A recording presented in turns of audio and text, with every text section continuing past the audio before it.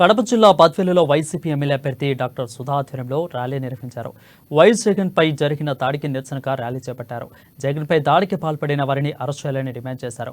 YS Jagan bus యాత్రకు వస్తున్న ఆదరణ చూసి ఓర్వలేక దాడులకు తెగబడుతున్నారని అన్నారు. ఈ వ్యవహారంపై ఎన్నికల కమిషన్ కూడా తక్షణమే చర్యలు తీసుకోవాలని డిమాండ్ చేశారు డాక్టర్ సుధా. నమస్కారం. నిన్నటి రోజున ప్రచార నిమిత్తం విజయవాడకు వెళ్ళిన రాష్ట్ర ముఖ్యమంత్రి వర్యులు మా పార్టీ అధినేత అయినటువంటి జగన్మోహన్ రెడ్డి సార్ మీద జరిగిన దాడిని మేము బద్వేల్ కాన్స్టిట్యున్సీలో వైఎస్ఆర్సీపీ పార్టీ క్యాడర్ అందరం కూడా తీవ్రంగా ఖండిస్తున్నాము.